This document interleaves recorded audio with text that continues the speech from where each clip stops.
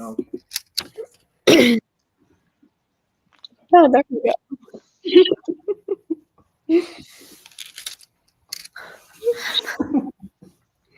Can you hear him? Yes, now. Brian, we still love you. How do I get it to there? Oh, they can hear us. Oh, okay, great. How does this work? Okay. Continuing on. So our question was, what's one company that you like that you subscribe to their emails? We want to hear it in the chat below.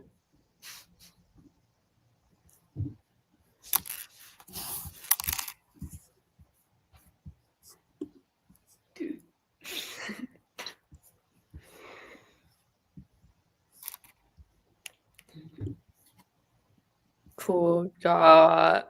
All right, cool. They're coming in. Oh, Lisa's none. Fender, Semrush, HubSpot. These are all great. Hot topic. Love it. Love it, Deb. Okay, continuing on. So to talk about our persona, we created Teresa. Teresa is 22. She is in Rexburg, Idaho. She's single. She's looking for an internship. She's mostly on LinkedIn, TikTok, and Instagram. She's a communications major, and she has interest in social media, content creation, and content marketing as well. So our ebook really focused on hitting this target persona.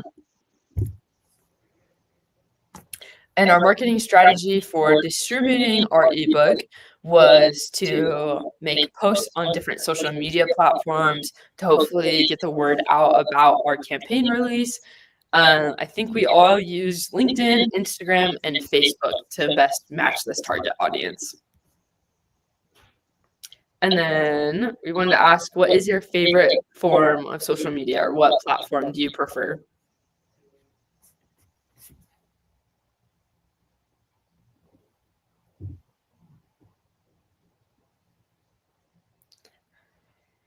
Instagram, YouTube, a couple Instagram, Facebook, fun. TikTok. I'm also on TikTok a lot too. So Pinterest, fun. WhatsApp, fun. And more Instagram. Cool. And moving on to our social media posts, each show what we kind of posted. So for me, I have a decent platform on LinkedIn. I use LinkedIn a lot for work at the Career Center. And then I also posted on my Instagram story twice with the link. I didn't show the link on here, but each of them had the link to it to be able to have our or have my followers interact with that as well. So the social media platforms I chose were Facebook and Instagram. As you can see, Instagram was much more successful for me than Facebook was, which is kind of interesting because I actually have more friends on Facebook than I do on Instagram. Yet I only had 40 views of my Facebook story, and I had like 400, over 300 views on both my Instagram stories. So that was kind of interesting to me, but I did feel that Instagram met our demographic and our target audience better. So it isn't a huge surprise to me that it was much more successful on Instagram, and I got a lot more interaction through that. Yeah, so I posted on Facebook, Instagram, and LinkedIn, and I'm more active on my Instagram, so that performs the best for me. I'm not super active on Facebook or LinkedIn, but still got a little bit of engagement with those posts. All right, so what I posted an Instagram story, a Facebook story, and a Facebook post. I thought it was interesting to see kind of like some of the differences between using a Facebook story versus the Facebook post. Because with the Facebook story, a lot of the time you kind of get maybe some more views because there's some people who kind of just like scroll through stories and stuff like that, not really scroll through posts quite as much. But the Facebook post, of course, got more like, got likes, it got reactions, it got a few comments as well. So that can kind of, drive it to the tops of people's feeds as well. So that they're kind of just like different kind of use cases and different ways that they use the algorithm in there. So yeah, that was mine. Yeah, so I just wanted to share a little bit of how our book performed. The engagement, how many views we got, varied on whatever day it was. So on the 13th, no, the 11th, we got about 54 views, and then it kind of went down, and then it spiked up yesterday at 102 views. So in total, we got 218 views. We had 208 readers, and on average, the time spent on the book was about 2 hours and 22 minutes. So here are the biggest things that we learned while working on this ebook as a group. The first thing was how important it was to know your audience. I feel like each of us tried to focus on tailoring content to our platform-specific demographics.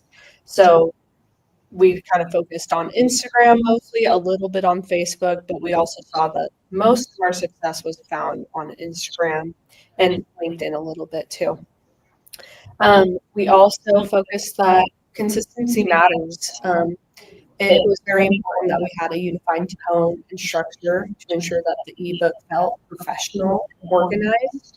And each of our posts and the way we shared this, even though it was going up on different platforms from different people, there was a consistency there.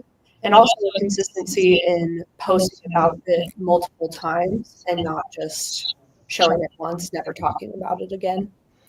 We also focus on data-driven insights, so researching our audience beforehand and who they are and the content that stuck out to them the most and speaks to them the most was very important, and focusing on the data to back that up, and as well as following the data and tracking the data that our posts produced. We also learned to plan strategically. We made the content calendar and we stuck to it, and we really tried to make sure that there was a plan and not us just going for it without really thinking about anything else beforehand. We focused on value, so making sure we put time and effort into our posts and into our ebook and the chapters that we wrote. And then we also focused on, again, the analytics to measure how the performance and refine our strategies as we needed to. So those are the main things that we learned while working on this ebook.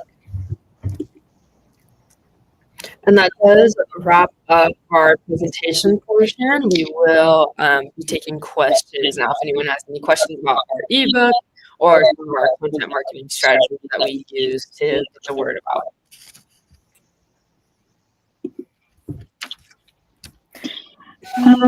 I did the design for the book. I just like the colors. I thought they were engaging and they were kind of eye-catching. And yeah, I thought it might drive an audience if it's eye-catching. Yeah, and I kind of liked how across our whole ad campaign, like even like all of the different posts that we all made, we kind of like kept those colors kind of consistent. Just because then it just like you instantly kind of just know what this ebook is about, and you see it in different places, and it just, yeah, like you said, it catches your eye. Perfect. I feel like for me, using like somewhat different formatting for my posts helped a little bit. I saw a big difference from my LinkedIn versus my Instagram story post. So it was really nice to be able to kind of have that contrasting difference. They're definitely kind of different audiences. So it was nice to see that. Patrick and Brian, questions are pretty much the same. The reason for the spike is views at the end, and were you surprised at the numbers for your social media views and engagement and views you had on the ebook? Cece, do you want to answer that question? Yes, I feel like, at least for me, I know I was kind of hitting it hard with my posts more towards the end, knowing that we had a little bit of time left to get the most views that we could. And so for me, I think that is also a reason why there was a big spike in views towards the end of us trying to campaign our ebook. I feel like I was a bit surprised by the amount of views and engagement we got on our ebook.